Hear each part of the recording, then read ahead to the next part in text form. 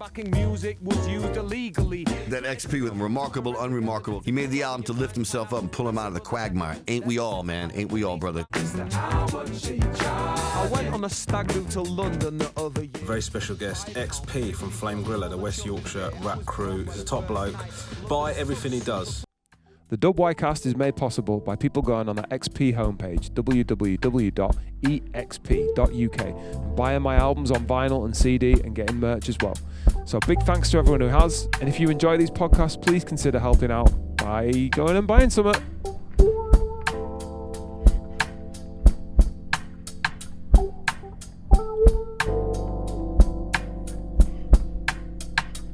Welcome to the WYcast Series 4. Big up if you've been here before.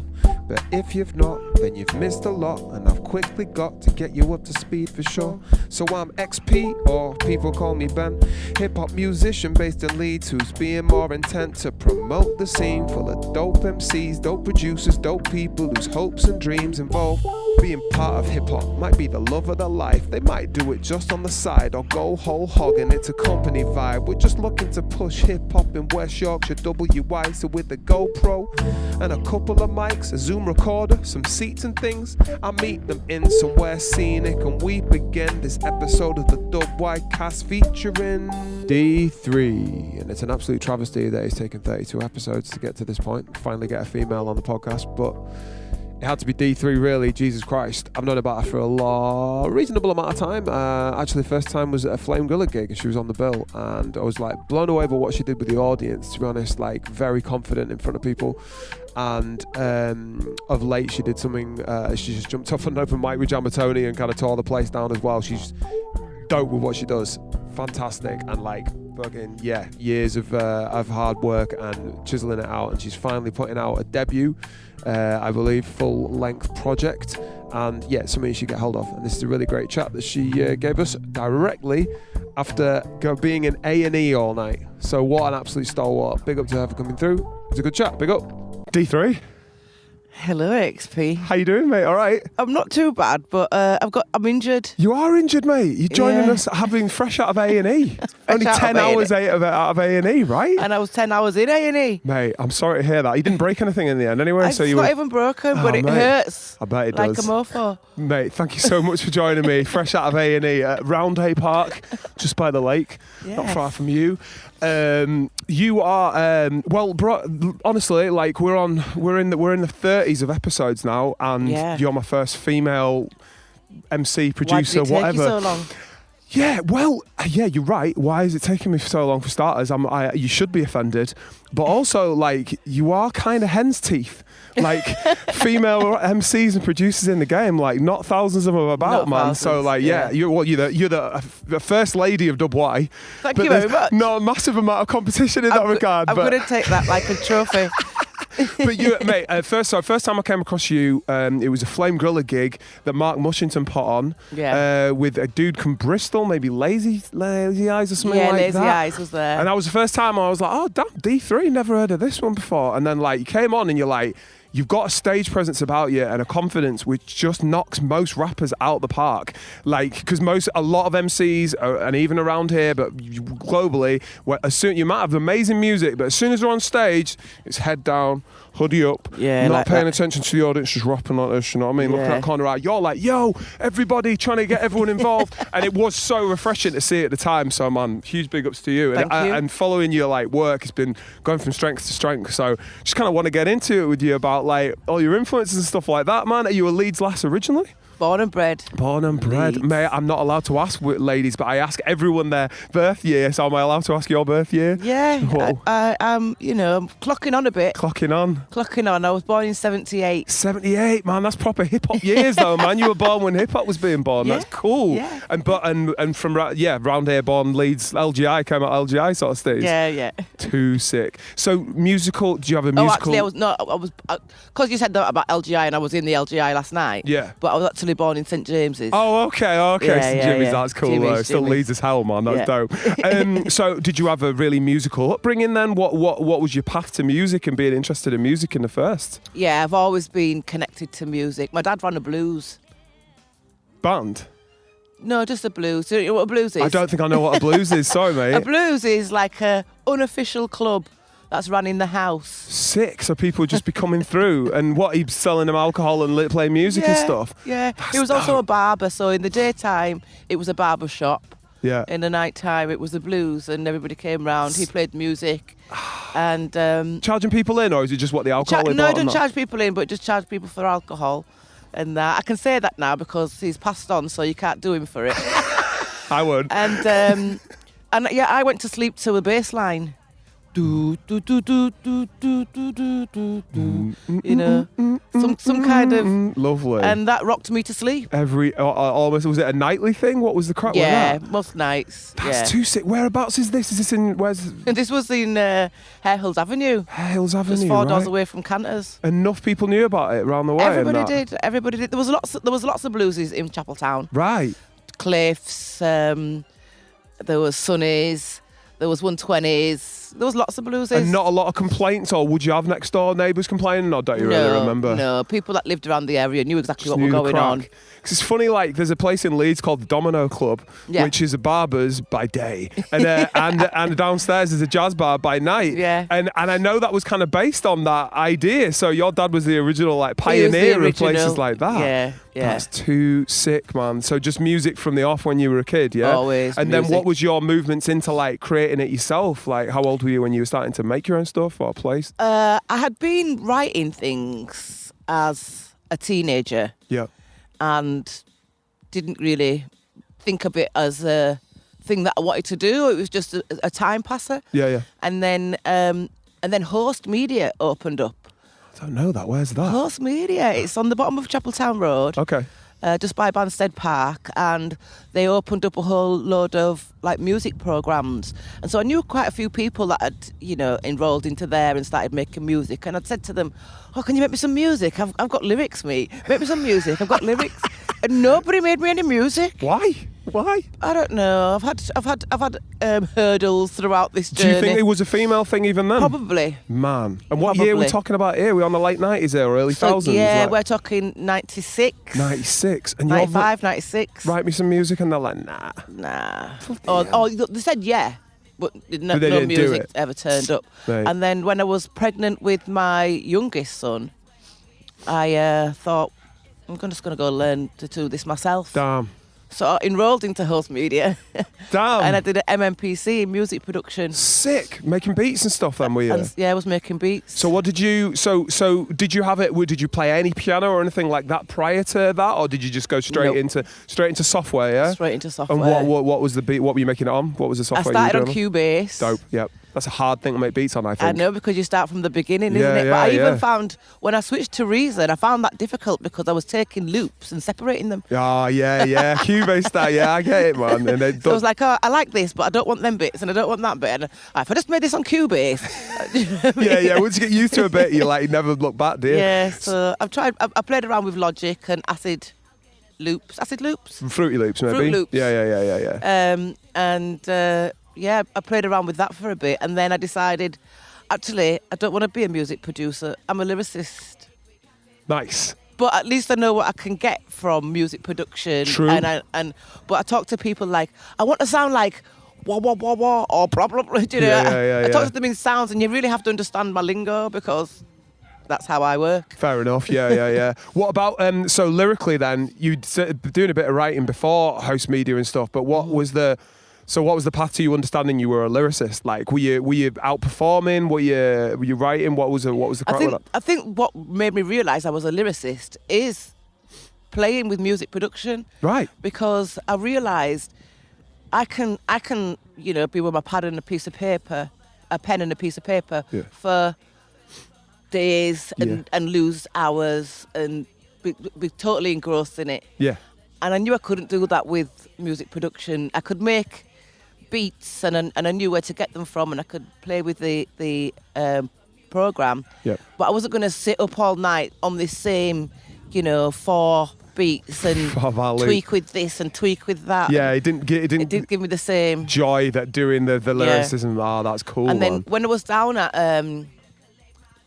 Host Media Centre, doing my music production, I was approached by two women who were about to start up a writing workshop for youths in the area. Right, sick. And they asked me if I would come and join on and help be a mentor Sick. to these kids. And that was the Leeds Young Authors. Have you heard of them? I have, yeah. That was the start of the Leeds Young Authors, That yeah? was the start of the Leeds Young that's Authors. still- That was 2003. That's still a project that's ongoing, right? Is that 22 years still strong? Yeah, like? yeah. Well, we got thrown out of Host Media Centre years ago. Right. But they still definitely do stuff. And all the original kids are doing massive things. You know, they go around the world rapping. I'm like, wait a minute. Sure, I was teaching that kid. I hate that when someone you taught or mentored at one point is like, oh, they're killing it now. Why am I sat here? Yeah. But any names that we'd recognise? Saju. Oh, okay. Yeah. He's been all over the place. Rahima, I think she's in South Africa at the moment. Right, mad. Is it more spoken wordy kind of stuff? The spoken stuff they were word doing. poetry. Nice. So that's my core. Is it really? Yeah. Talk to me about that then. Like when you say it's your core, like you did a lot of spoken word performances and stuff. What's the? Yeah. I had a lot of poetry back then. Yep. And then I kind of moved more onto spoken word, getting my thoughts and opinions out. Yep. And then in progression, I've changed that a little bit. I put it to music, so sometimes it's a bit more melodic and things like that now. Yeah. And because spoken word is my core, I do change genres. I'm genreless. I did see that, and I've heard you on different type of beats, but I was looking on your website a little earlier on, and it's like you traverse all sorts of bits, drum and bass, bit of this, bit of that kind of thing, and like, but that's kind of the truth of it is like it's the spoken word. You could have you done stuff on rock and stuff like that? It doesn't really matter, does it? Like, I have actually been with done some collaborations with a soft rock band called the Daisy Men. Oh right, nice. And did a few tracks with them and did a few performances with them because people say to me, "Oh, could you do this?" Yeah. And I go, "Well, I haven't, but I will." I'll have a go at it. Yeah. What were the first things you were recording? And coming back to like hip hop, when was the first song you appeared on rapping on? Do you think? It was a song called "Check Me Out." Right. And how long are we talking? We are actually talking 15 years or something. Right. But it's actually still on my debut album that's coming up in March. Oh, in March. and we're, I mean, by the time this comes out, it might have already come out. But when's this due out, this debut album? The debut album is out on the 14th of March. Right. I'll be having a launch party in Hyde Park Book Club, so even if this isn't out by then, I hope I can come you through know for about that. it. 14th, that's a Sunday or a Friday. Friday on the week before, the 17th. Right, okay. Potentially I'm about. I'm not going to look at my calendar live on podcast, but I'd like to come through for that. Hyde Park downstairs, is it? Hyde Park downstairs. Nice, man. Yeah. So what's man?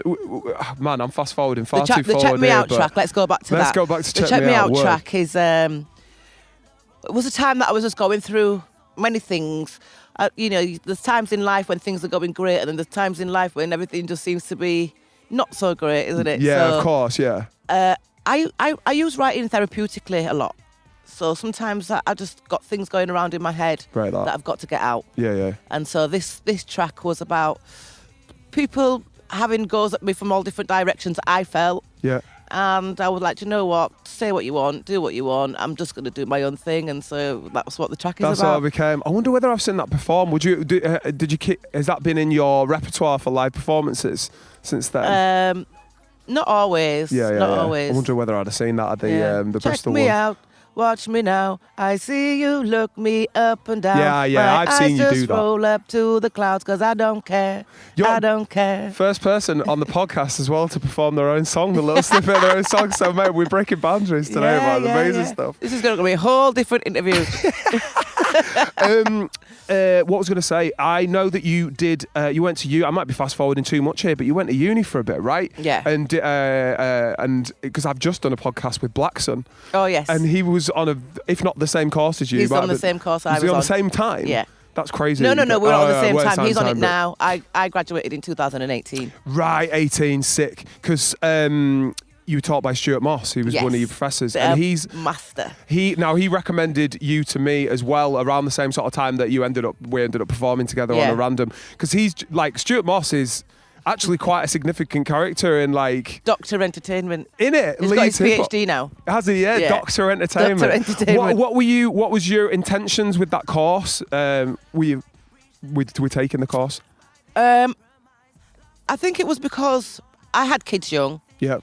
I didn't do further education, and I was working. I was obviously doing performances all over the place, and I was working in festivals. Oh right. And there were certain jobs I wanted to do in festivals that I couldn't do because I wasn't qualified. Right. And things like that. And so when my youngest went to high school, I enrolled into uni, and I went to the open day, and I went to event management, and I went to entertainment management, and I was like and ahhing which one was best. Yeah. I was gravitating towards entertainment management, but I like the desks. Yeah. You I wanted like to the get involved desks in that. event management. They look like more uni desks and I that. get you. And I spoke to Stuart, and he was like, "What do you want to do afterwards?" And he was like, "Definitely get onto the entertainment management." But it was the first year that it was running in Leeds Beckett. No way, I did you got his first one. year. Yeah. Next level. Did you? Yeah. So you came out of that with a degree, yeah? Yeah, 2.1. And do you still 2.1? Not bad. As a mature student as well, I found. Oh no, it was so hard. Mate, I went into Leeds Uni as a mature student, like 22 or something. I only managed a year because I just couldn't cope with the age difference. So you were trying to chill. I couldn't really chill out with my fellow student because they were like on a different maturity level, on a different trajectory to me. Completely. Escaping from the household or whatever they just done. Whereas I was like, I'd been in work, Yeah. and then I was in that. It was like, it Yeah, really stressed me I had to out, do like man. group work with people. Obviously, you have to do that in uni. Of course. And the things that I was hearing from like other members of my group. So we were doing this group work. We arranged to meet in the library this one day. Yeah. There was two of us that turned up. I was on time. Gosh, you were. This yeah. other girl came, and about an hour in, this other person came, and then we were still missing another person. And I was guys. like, "This is ridiculous." I was saying, at the end of the day, we're paying money to be here. Yeah, It's costing me yeah. $9,000 a year. Do you know what I mean? Yeah. Do you know what I mean? Yeah. I says, what's going on? And the guy that was like an hour late, he was like, "Oh yeah, no, I had to sort my cat out." And I'm like, "Mate, I've got 3 kids." Yeah, and I was on time. Come on. I'm like, "Listen, if you're not going to do this properly, you're going to have to leave my group because I didn't come here to mess about. It's I'm a grown up." inexcusable. Word, man.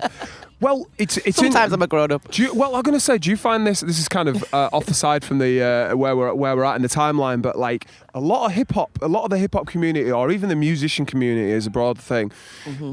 That is the kind of, "Oh, sorry, I had to sort my cat out and I'm late or haven't turned up for it." I had a podcast last week. I'm not going to say who it was, but we'd spoken for time before. We're meeting at midday. Everything's cool, Yeah. and I turned up at midday. I'm like, "Where are you?"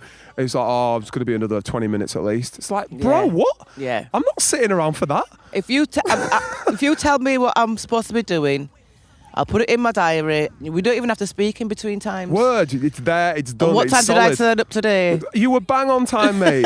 If a bit early, with a half-broken Oh, arm. broken arm, and I can't Straight even out, change the mate. gears in my car. Mate, big respect to you. I think that's probably the reason, like, that you've done as many things as you have, though, because you're like, I were looking through your sort of bio of stuff, and you've worked with so many people, done so many festival slots with people and without, and I think like. What's the phrase that someone taught me once? Hard work beats talent when talent doesn't work hard. And that's not to say No, that I like you that. or I aren't talented. Yeah. But if we're working hard and we're on time and punctual, and more things will be available to us than the people who are just like, no. Yeah. If you book me, I'm turning up. Word, man. I love that. Good. Yeah. Thank hell. Thank God for that. So you did that uni thing and got some good. So were you able to break in? Because you said you wanted to do the uni thing so you could do stuff at festivals that you weren't able to go. Did you find that the glass ceiling was removed from that then? Yeah, definitely. I mean, even in uni, I was the production manager of the BBC Introducing Stage at Latitude Festival. Damn. That's cool. Very cool. And did you apply for that, or did they just like handpick you? That's cool. Yeah. Well, I applied for other jobs, and they called me in for another interview, and I was like, "What have I done?" Yeah. And they was like, "Would you be the production manager?" And I was like, okay. Nice. I just say yes to things, and then figure it out afterwards. Well, best way to get experience. So what sort of thing did the production manager into BBC Introducing a Latitude Festival involve? Well, I was supposed to sit in like this one of them like search boxes and tell everybody else what to do. Right, nice. But on one of the days, we didn't have a keyboard delivered in our back line. Right. So you had to sort that out. I had to sort that out, Oh, and God. because that took like half an hour, our stage was about half an hour late, so we had like the quickest of turnover times, and I was like, come on, we're doing this. And you know, you have to basically make sure your stage runs exactly how it's supposed to. So if it needs you to get involved in that, then that's what you've got to do. You've got to be the hard work guy. Like, but that was for Hugh Stevens, and sick. and he turned up as well. And he was like, no, you've got it under control. You've got it under control, because he goes, things don't always run smoothly. Of course, but so long as you're willing to get your hands dirty, then you'll be fine. Yeah, well, musicians, innit? Yeah. So something I've learned over the years, like if you're a bit organised, you will end up doing the dirty work, but you'll also end up with the opportunities. Yeah. Did you find that doing stuff like that opened links for you as a musician? Did you end up with contacts that were? Yeah, definitely. Yeah. That you've utilised When you go yourself? to the festival after parties for the staff and for that. the staff, yeah. Nice. That's good. I saw that also. I don't know where this is in my years, because you got involved in a drum and bass group called Hayashi. Yes. For a while. That actually 12 years. 12 years you were with that group. That's crazy, because my wife actually knows one of the singers, Anna. Anna, yeah. Anna was in it when I first joined. Right, okay. Yeah, me and Anna did some gigs together. Sick, because they're quite a well-known. Are they still going, Hayashi? No, because they were quite a well-known drum and bass. They did loads of the circuit, and they were live drum and bass, right? Live, yeah. So we was all over the place. How and did you get involved in those? So mentally crazy. Well, where I live, do you know Uwe, the White Dread? I don't think I do. He does stuff with the Bluefoot Project and a few different people, but he was with Hayashi as well, and he lived on the same street as me. Yeah. So we drank in the same pub. Nice. And I knew who he was, and I knew that he was in music. But one day I just put onto my Facebook, anybody want to do a collaboration? Because I like doing collaborations because it pushes me out of my comfort zone. Sick. And like you've seen that I've got lots of different genres. Yeah. Most of my other genres are collaborations because it's what other people do. Yeah, and then they say, okay, D3, do you want to get involved in this? Sick. And Uwe got back to me and said, oh, do you want to come and do some stuff with this jungle band? So I was like, okay. And then I met them the following day. And then the day after that, I went and did a 45-minute gig with them. Sick. And all I knew, well, I didn't actually know, because there were certain sections of the track which I could have. Space for bars. So I'd done the one rehearsal with them the night before. Yeah. And then the first gig I was doing, I was kind of just jumping around on stage, and I just had to turn around and look at the drummer, Gideon. And he'd be like, no, you're not yet. And I'd be like, okay, dance around some more. He'd be like, yeah, like now. Sick. And then I'd just come out with some stuff. Were you freestyling? Yeah. Damn. Because I was saying to them, what's this track about then? Because, tracks are about something. Yeah. But they didn't really have that at the time. Right. Somebody sang Anna. Yeah. And somebody did, something else. And Uwe, nobody actually knew what Uwe said. He was very, it's one of them people, you try to mimic him, but you end up coughing. Because only he can do it's about that. Feel that kind of stuff, though, isn't it? It's feel and rhythm. It's not. You're not going, oh, that drum and bass bar that guy dropped the other day was amazing. It's not about that. You remember the feel of it, don't you? Like. And so I was like, okay, what's this song about? So what should I spit some lyrics about? And they didn't really know. Anyway, I kind of ended up joining the band. Yeah. And organising all of that. Did you, yeah? Yeah. You ended up organising the band? I was like, not the whole band, but organising what songs are about. Oh, sick. So you need to say that something stuff, about this, Uwe. And then, you know what I mean? And we could have, like, different opinions of the same topic, or we could come from different perceptions. Yeah. But it still had to have a generalised topic. Otherwise, how do I know what I'm writing about? Well, I totally agree with that, man. Yeah. The first thing I ask, like, if someone's like, "Do you want to get on a beat?" It's like, "Yeah, what are we writing what's it about?" about? Otherwise, it's just like, "I'm amazing. I'm an amazing rapper. I'm amazing." Just shut up, like, you know what I mean? Yeah. So that's interesting, though. Are you? Because you do get rappers who are just bars for bars, and they've just got similes and like whatever the hell. But are you more of a you're more of a subject matter rapper? You want to make sure it's about something. That's why I'm thinking. That's why I class myself as spoken word, because I think I'm more interested in the content. Even though of late I have also been considering, which I didn't do before, crowd enjoyment. What do you mean by that? Well, I mean, like back in the day, and I've got this track also on the upcoming album. I wrote a song called Drug Life because of the street I was living in. Yeah. And there was crack deals going on outside the window. Is this Hare Hills? Is this the blues bar? Yeah. And I wrote about that. And, it's a very powerful track and it has got a serious message into it. But I definitely did tracks, or I did performances where people were like, oh, and kind of moved away from that. But there's people. It's like a touchy subject sometimes. There's people with, drug users in their family and things like that. And sometimes you don't want to hear what I've got to say because I'm a very real person. Yeah, of course. Yeah. And so I thought, all right, then let's make things that are a bit more crowd amenable, even though my verses are still as real and raw as they always were. Yeah. I think with a live performance, if the first time people see you as an artist, as a rapper, is like a live performance, you have to kind of understand that they're probably going to only get about 10 to 20% of that content in their ears because of the speed of it, because of the sound system and all the rest of it. So you almost have to build those choruses in, which are like, and you say ba da da da, and you know what I mean, and it just links it. And you did an amazing job. This is again fast forwarding, but you jumped through with John Matoni did a thing at Roundhay Park Book Club that you just came through. You were just there for some reason, and an open mic thing. But like, I think the bassist just did this da da da da da, and you just took that. You didn't even say words over it. You just knew that instinctively it was going to come on. Be sick, and the whole room. You started it, and the whole room was on it after that. And I've got the recording, and it's so fat. And you that there's a wisdom to that, to knowing live that it works. Do you think that was just years and years of like trial and error of trying the hardcore drug shit that people are like? I feel like. You never know what I'm going to do when you give me a mic. That's true. I'm like, so far, so good. I'll be like a normal person, and then I'll get on stage, and then I'm like, what's happened to me? Interesting. Do you feel is there a stage persona D3? Do you think versus the chilled out? I think at the beginning, it was to ward off nerves. Okay. And I just kind of did something silly, and then I was like, okay, I'm on the stage now. Everybody's looking at me. It's my time. Yeah. But yeah, I'm very.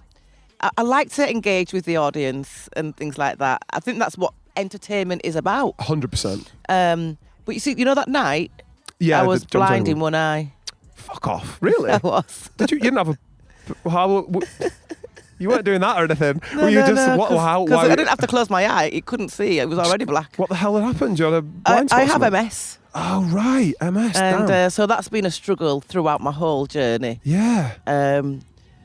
Not being able. I mean, I did a gig in Wakefield, and I was blind. I was completely blind. Fully blind. Yeah. Mate. And do you know Saika?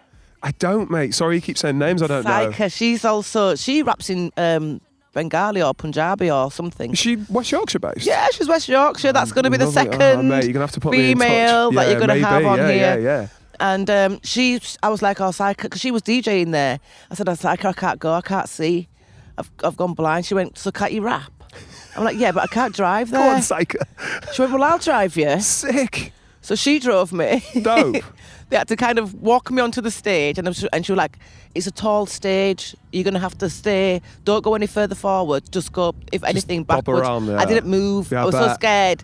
I didn't move on this stage. Mate, and is that an MS thing that just occasionally you'll just be blind and half blind? I've got lots of MS things. Sometimes I can't walk. Sometimes I can't feel my body. Sometimes my body's in pain. Mate. Sometimes I can't tell what temperature I am. Typically, it's not happening to me today, so I can feel the cold. Feel the cold, that's handy. But on other days, if I was having one of them temperature episodes, I'd be sitting here boiling now. Crazy. I was in the cold. And you just wake up and it'll be a different vibe most days. That's exactly the right way to put put it. You wake up and you see how today's going to be. Oh man, that's a lot, innit? When Yeah. you've got like life to deal with, kids to deal with, Yeah. trying to do your music career at the same time, man. Like it's And a a lot brain to deal disease to contend with. with. Yeah. You alluded to the fact that you had a metal spine. Yeah, I got a metal spine. Is that through the same thing as no, well? Is that No, my spine grew curved and twisted as a teenager. Right. So when I was 21, it's called scoliosis. Right. When I was 21, I had corrective back surgery, so I've got 2 metal rods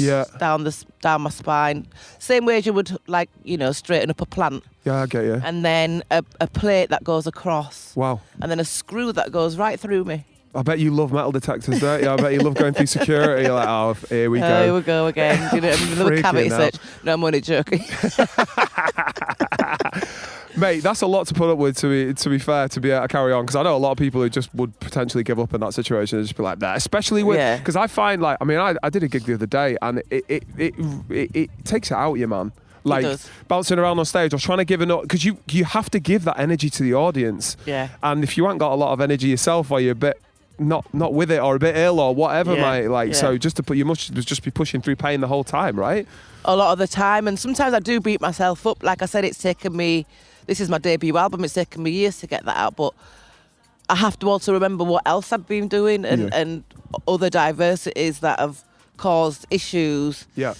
And then remind myself to give myself praise for that. Yeah. Because obviously I have been bringing up kids. I have been living with this major disability. Also, I mean, my metal spine was when I was like 21. Yeah. Once that was over, by 22 I was fine with that. I mean, I do have back pain and things like that, but Yeah. then the piss take, now you've got a brain disease. I'm like, Shit, man. can't you do somebody else for a minute? Do you know what I mean? Yeah. That's not very You've fair. done me is a it, few that? times now. It's Do you a know bit what I much, mean? like, yeah. Oh, hello, doggy. Hey, gorgeous. You coming on the podcast? All right, see you later. Watch that camera. Innit? So, it has been something to have to contend with throughout, but I don't think there's anything else I'm supposed to be doing. No. Do you feel I that? can't stop. I want to stop. Do you want to stay? You don't mean that, there. I just wish I could. Well, I say to my business partner all the time, I just wish I could work in Tesco's. All you'd have to do is do that. Beep. Beep. You don't wish for that, Beep. man. Your mind's too I complicated couldn't for work that. in Tesco's. I couldn't go to do the same thing Yeah. every day. Mind numbing. I wish I could be one of them people though sometimes, because get life would that. be easier.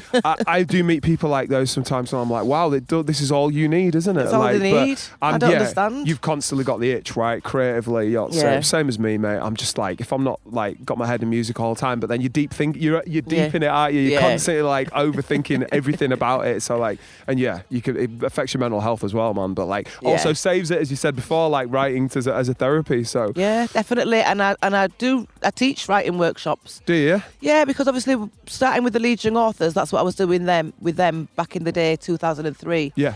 And we used to take them over to America Sick. to the Brave New Voices Poetry Slam. So we'd create teams here, Yeah. and we'd take the teams over to America to compete. How does the poetry slam work? How do you mean by teams? You literally like tagging each other in and that, or what's the? No, well, the team that we created here, there was a writing workshop program that ran at Host Media Centre on a Tuesday night. Yeah.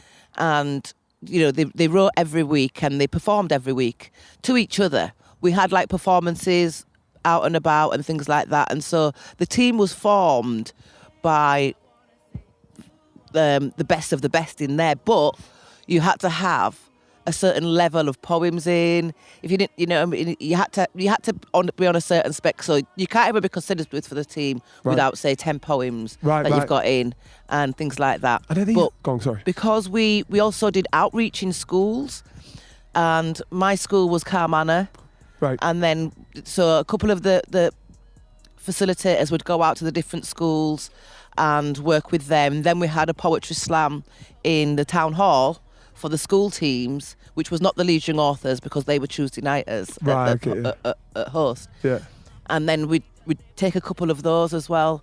And then the last 2 were decided by the facilitators. Yeah.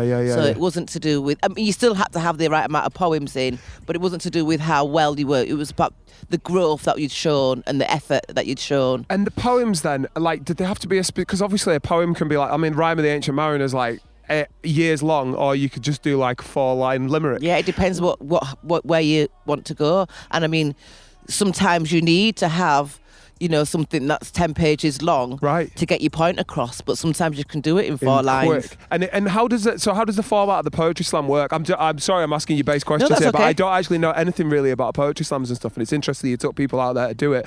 What was in terms of because it was competitive? Yes. So how is that judged? Do they have like this category and that category, or is it just like these versus that and good luck? Yeah, well, we'll just judge. A lot of the times they weren't really category specific, but you did have to figure out when you was doing certain poems, because you knew that there were certain poems that were more powerful or more impactful than other poems, and so you wanted to start with a good, strong, poem, but you didn't want to use your best one, because then you'd just go kind of downhill from there. Yeah. So it was kind of like playing poker or something, where when do you use your best hand? So in the American slams, it was a massive event, right? Yeah, crazy out there, huge festival. Yeah, it was Peter Cass that was running it at the time, and Russell Simmons has taken it over now. Old Def Jam, yeah. Yeah, and so we would all stay in the same hotel for a start. Sick. And that's the best of all states. That's cool. Leeds, England was the first international group that had been involved in First international group involved were you guys? It was us. That's so sick. And it wasn't London, it was Leeds. Leeds Young Authors. And London did get involved, and like by the time they're always on the last time I went was it 2012 or 13? Yeah. And there was Pakistan was involved then, and Pakistan sent 2 girls, and they were amazing, and it's in fact they actually called themselves international before us, because they had Hawaii, but we all know that Hawaii is American, innit? That don't count. Yeah, come on now. It's over your side of the pond, mate. So, and then we'd have to go to a venue, and all the contestants were of the audience, and then you got called up. So the first one, to be fair, was your introductory one. It wasn't really part of the actual competition. Yeah. But you went up there and you did a piece about for wherever you were from. So we obviously did a piece about Leeds. Dope. And things like that. They must have been loving that, and you, man. And you introduce yourself, yeah. So everyone else is like Georgia, here, there, and everywhere in America, and you're like, yeah, West Yorkshire, Leeds, let's go. The Yorkshire accent. Yeah, oh my beautiful. God, it was brilliant. I bet, man. It was absolutely brilliant. How did you pull those strings, or was it like your people above you pulled the strings to be the first international group that got out there? Yeah, I think it was Khadija Ibrahim, who was running the Leeds Young Authors at the time. There was Khadija Ibrahim, Paulette Morris, and myself. Sick. We were the moving mountains, man. And we took a load of kids from Leeds Chapeltown. Sick. Amazing. And I went to San Francisco the first time. Yeah. And I went to San Francisco, and I went to LA. Sick. Yeah. Too sick. But because they went out there every year. They went to Chicago, they went to New York, they went to all sorts of places, because it was in a different state each year. Yeah. And each state had to host it. But you got your BART, you bought your BART tickets. Now BART's the underground. BART's the underground train. Wow, okay. So you did your sign up, and you got your whole itinerary, which went on for 5 days. Yeah. And you had your hotel space, you had your BART tickets, you had to get yourself around, of course, and everything, and it was just crazy. And then in between everything that you had to be at, all the kids were just standing places, ciphering every minute. I've got like 15 hours of video. Oh, that's so sick. It's so pure, isn't it? It's just like, I love stuff like that, when it's just like the pure art form couldn't shut them up, but they were brilliant. That's dope, mate. And I mean, like when I went to it was San Francisco, yeah. Do you must know Paddy O'Connor? The name rings a bell. POC. Irish Paddy. Right, maybe. I don't know him. You must have seen him. Well, he was one of my students. Oh, no way. And trying to find Paddy in the hotel was like my job. Oh no. So, bang, bang, bang, bang. Is Paddy in here? He needs to get some sleep. Bang, bang. Paddy in here. POC. Has anybody seen POC? Friggin' hell. Try to keep these rappers, Together, mate. Together, yeah. Mate, it's like Latitude Festival all over again. It's always your role to have to run around for these mother. Yeah, which makes me so good at it. Yeah, word, man. Yeah. So did you perform as well at these slams, yeah? No, I was a mentor, mentor for it, right. Yeah. Were you not like jealous that they were like performing to was Americans? jealous. Like, why am I not getting this chance? Like, what's I going was on? jealous, but I was far too old because it was 22 years ago, you were far too old. Yeah. Mid-20s. Well, it was 13 to 19 at the time. I suppose, for this festival. Yeah.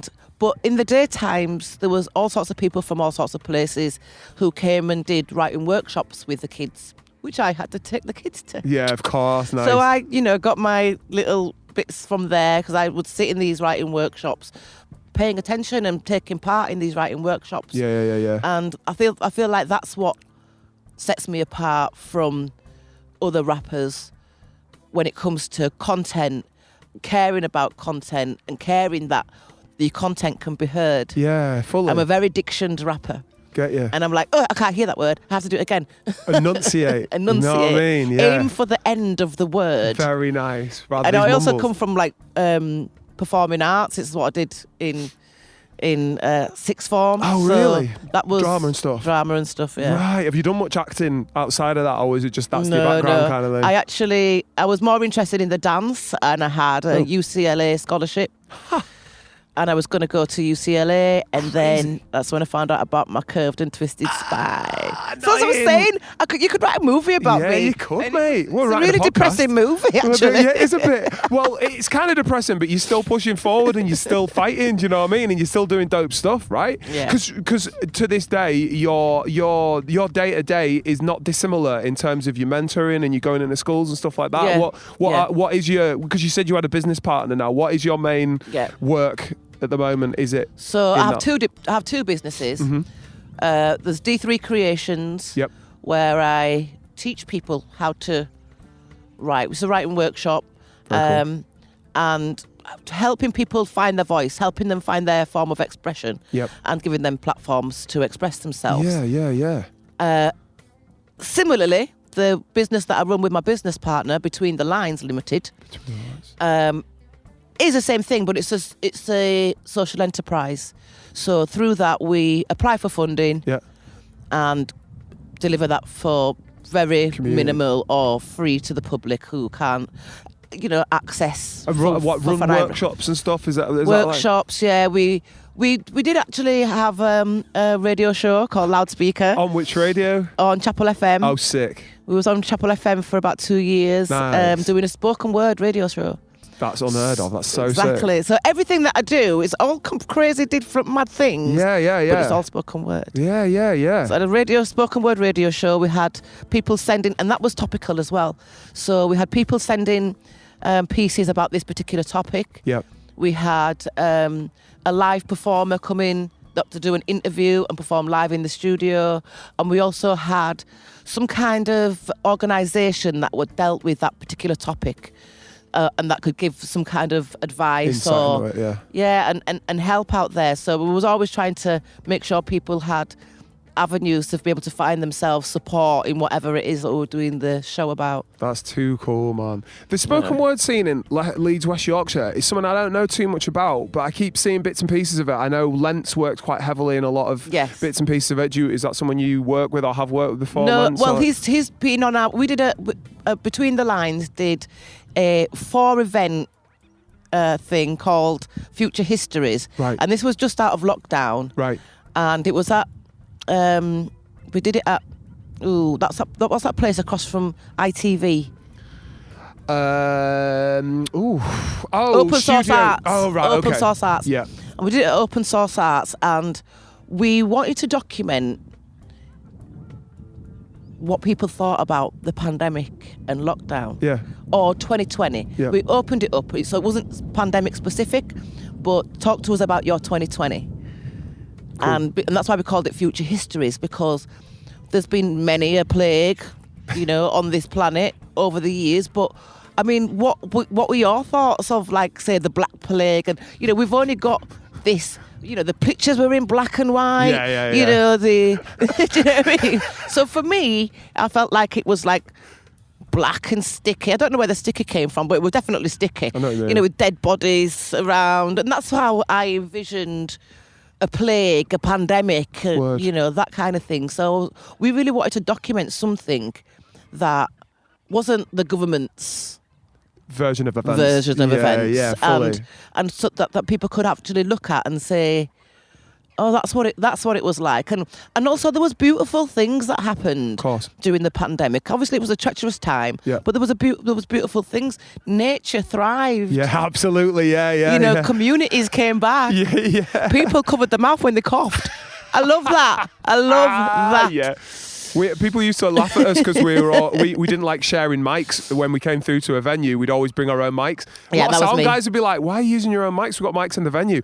Nowadays, it's like, "Yeah, you don't share mics, man." No. And I was always like that. I always walked on my own mic, and people looked at me like, What's wrong? I ain't got. "Who does she think she got is?" cooties. And I'm like, no, it's called spitting for a reason. Yeah, literally. Do you know what I man. mean? Yeah. And with me having MS, my immune system attacks me. Can be a problem. Yeah. So fair. I try to be attacked as least as possible. Yeah, fair. And so, so we did these 4 events, Future Histories, which we turned into a time capsule and put into Leeds City Museum. Oh, sick. It was there nice. for about a year and a half. Dope. And Lens was involved in that. Very cool. He came and got involved in that. He was also on one of our loudspeaker shows. yeah. Yeah. On Chapel FM. On Chapel FM. Sick. And I think it must have been something to do with, maybe, I don't know, because I think he did his track, something about unemployment. Yeah. Industry of unemployment. Industry of I know it. unemployment, Yeah.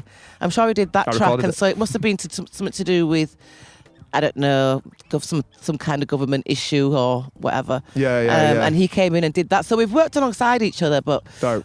Is the spoken word scene in Leeds like connected? There's a lot of people working together, and are there events? I don't even know if are there spoken word events that aren't just once every year sort of thing. there's the Sunday practice. Where's that at? That's at Cellar Bar. Okay. It's at Cellar Bar, and Sort of an that's open actually mic. run by Leeds Young Authors. Sick. Nice. So I can go down Gotta be there. proud of that. Yeah. And they kind of, you know, you can go down there, and it's called Sunday practice, obviously on a Sunday. Yeah. And you can go down there and just like, oh, I've got this thing. I just thought I'd try it out. Yeah. Kind Bit of of an thing. open micy type Ye- thing, but it yeah. kind of leans towards spoken word, does it? A little bit yeah. more. Sick. Yeah, most definitely. Are you often found down there? I am, yeah. Dope. It's a great little spot. You can never find a seat because it's always rammed. Sick. But I'm also part of a group that words, truths and beats or something like that. Truth. You're part of the group, but you're not quite sure of the name. Well, no, I'm not part. I'm not quite sure how to do. I could get it out, but because my arms, yeah, fair, mate. Oh, it's just good. keeping my arm here. Okay, safe. fair it is. But it's a guy called Keith who was actually. He's got a show on Chapel FM. He used to do a sports show, but he's got more into the spoken word now. Too sick. And I was at a pub, an open mic thing in town that I bumped into him at. And he created this group. And he'll tell you, I created this group because of D3. Sick. Nice. Now I can't even keep up with the group. It's got hundreds of people in it. Yeah. And I swear, if I was to show you my phone now, I bet it's got Just ping it 135. off. And it's all with 135 messages, and I can't go for And people just 135 talking messages. about creativity, what they're making, what they're doing, where they're doing it and Yeah, stuff. so if you go on there and say, right, what's going on tonight, somebody will give you a list of things. So there's stuff going on all over the place, and it's not just Leeds based. No. It's surrounding areas as well, which is Amazing. good. So I can always find things on there. It's too sick, man. I feel like there's never that much overlap between spoken word and rap. Obviously there is in as much as it's kind of the same thing, but a lot of the time some rappers do spoken word, not a lot of spoken word people do rap, if that makes sense. Or I don't know whether it's an on-beat thing. I Yeah. know a lot of rappers that have got into it and really enjoyed the scene and been part of it, but I think maybe I think there's a glory to the hip hop and the rap because it's like you can put it out on as a music form, like on vinyl or whatever, whereas there's not a lot of spoken word CDs and tapes. I don't know whether people consume it that way. I'm trying to think of the way that the art form is consumed, and it's like on stage as part of a poetry Well, I slam. made Cool, one. but did you? Yeah. I produced one. I'm not on it. It was the Okay. kids from the Leeds Young Authors. And it was like what them recordings of them performing. Yeah. Interesting. And it's on a CD. I could get you one. I'd be interested to hear it, definitely. Yeah. I'm just thinking, like, because people put certain music on, put certain genres on. Do people like chill out and listen to spoken word? Yeah. As a genre? Yeah.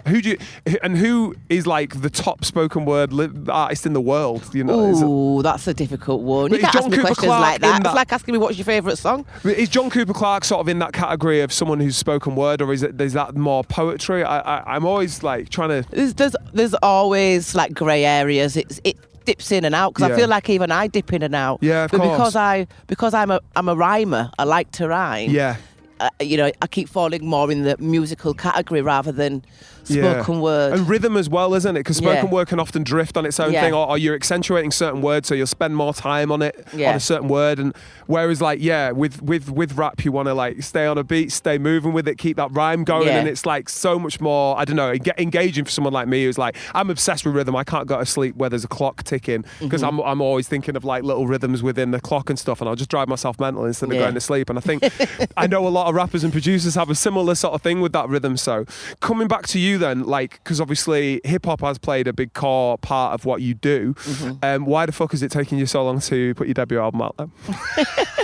Well, first of all, I was a live performer. Yeah. This is my own justifications to me. Respect.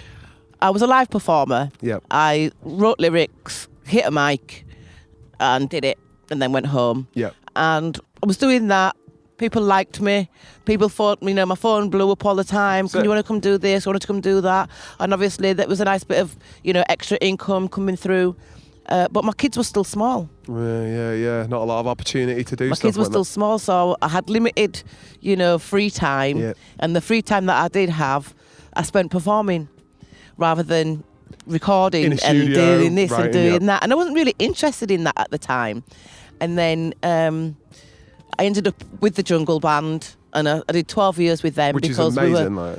we were performing up and down the country. Festivals. Yeah, All and all of that. And it was great. Yeah. And I actually have only transitioned into a recording artist post-pandemic.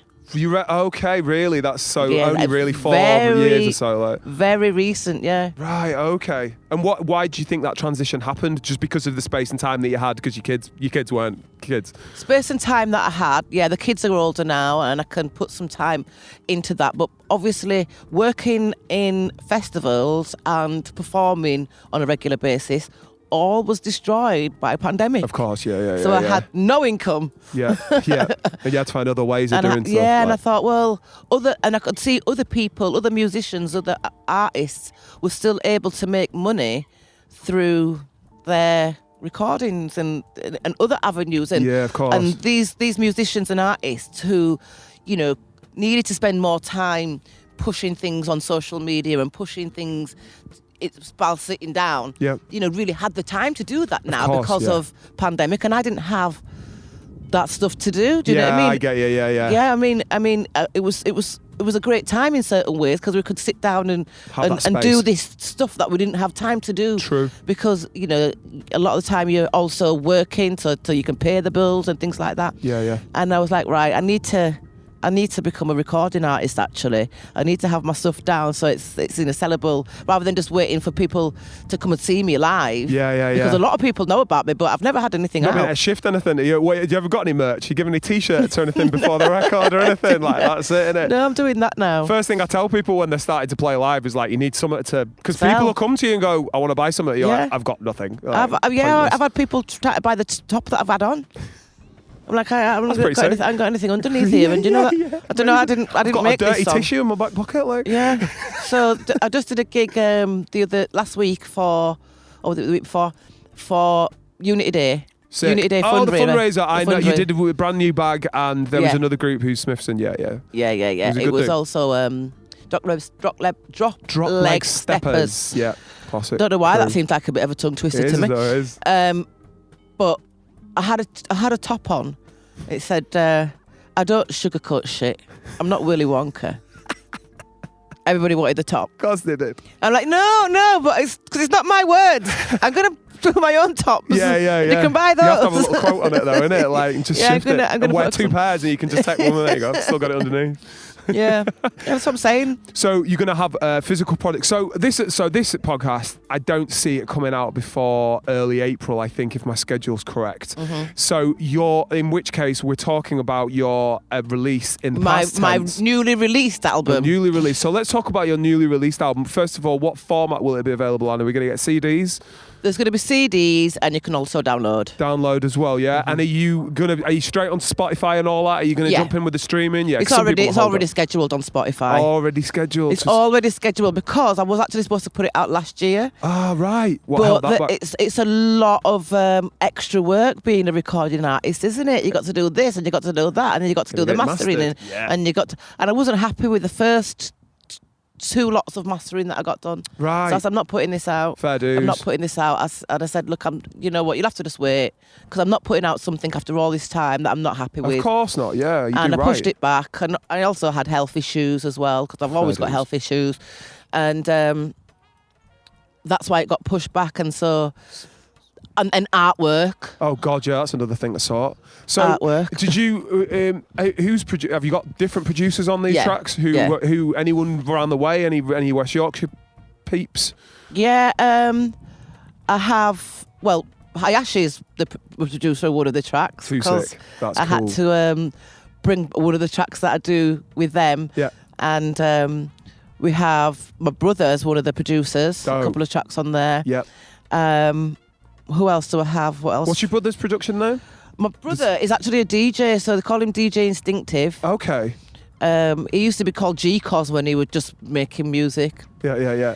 But yeah, he's a DJ now, Yeah. and DJ. You've probably seen him around in places. Yeah. He does Beaver Works a lot. Okay. Mix of genres on this album then. What is it? Is it a bit of hip hop, bit of drum and bass? What have you got on there? Yeah, a little bit. I mean, the album starts a cappella. Spoken word roots, man. Spoken word roots. So I love said, the track, the a cappella track, is actually on there twice. It's a cappella, and then it's version to music. But I said, no, I'm starting with a spoken word, because that's ballsy, that's how I started. Yeah, I started with spoken word, Mate. and then I just put lyrics over anything. Yeah. Give me anything, I put lyrics over it. Yeah. That's who I am. Fire. Mate, so so after having a faff around with the artwork, having a faff around with a mastering, can you sit back and go, actually, yeah, this is shit hot. Yeah. Feeling it. So I said, I'm not even going to put a date on this until all the music's in, until all the artwork's in, because I felt like you can put a date on things, but when you're waiting for other people, forget about it. Yeah. And so You're really good at chasing other people, as we've decided. Well, no, I did have this one guy came round to my house and he fixed things apparently. And then when he sent it to me, it sounded different. It sounded like I was in a big room all by myself. It was very echoey. Yeah. I'm like, why is it sounding like that? It didn't sound like that at my house. And he was supposed to fix it. And then the last thing I heard from him was he went into the dental hospital and had 7 teeth out. I mean, you couldn't write it, could you? No, you really couldn't write it, mate. Frig's sake. So I was like, do you know what? I'm just going to pull that. I didn't think that I was going to disappoint thousands of people.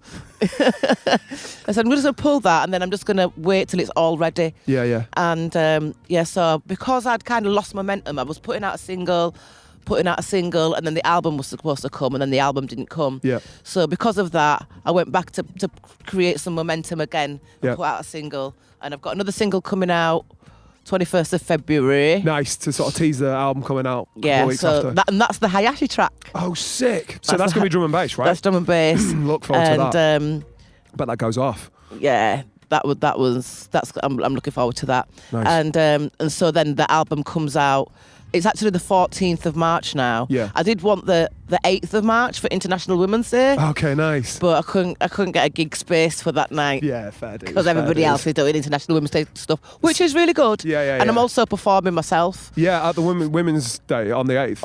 Well, it's actually the 7th up in Wortley. Oh, okay, nice. I believe. Yeah, mate. So the performance on the same day as the album drop, is there plans for a tour or any other gigs sort of to continue to promote the album after? Yeah, I mean, I've got a few things lined up, but my actual plan is to do a European tour. That's what all the workings are in at the moment. Can you pull off, you feel? Because that's a lot of organisation. Yeah. I feel you're capable, more than capable of doing it. I've just got myself a new manager. Sick. Gigi. And Yeah, she's organising a lot of that for me right now. Too sick. And she's like, to know what's in it, we've got to get you out of this country. Yeah. Yeah, man. Where were you thinking? Like Germany, France, sort of? What do you think? What's the Well, thoughts? I know there's already some gigs in Athens Too sick. and Milan and Paris, but the Milan and Paris aren't secured yet, but that's what she wants to do. That's too cool, though, man. Like, and you just buzzing around, yeah, performing Yeah. everywhere, shifting your CDs and that. Yeah. Mate, that's too cool. Yeah. Why then, D3, are you one of the first female on this podcast, and where the fuck are the rest of the females in West Yorkshire and rapping? This and is stuff, what I do you mean. think? It's everybody knows I empower females. Word. That's where I'm at. That's part of who I am. Do you feel that there has? I mean, you kind of alluded to it earlier. Do you feel like you aren't taken as seriously because you're a female, or do you Yes. feel like there's a ceiling there? No, there is We're definitely male-dominated. definitely a ceiling there. I've actually pushed my way into gigs because I'm older than some of these people as well. I'll push my way in. I'll be like, "Oh, you've got this gig. Oh, that sounds nice. How many females have you got on the bill?" Yeah, Oh, none. none. Yeah. Oh, so you look like, you're a bit one-sided, don't you? Yep, yep, Do you know yep, what I mean? yep. Because I'm a female and you could have had me on your bill. I push my way in. And I do.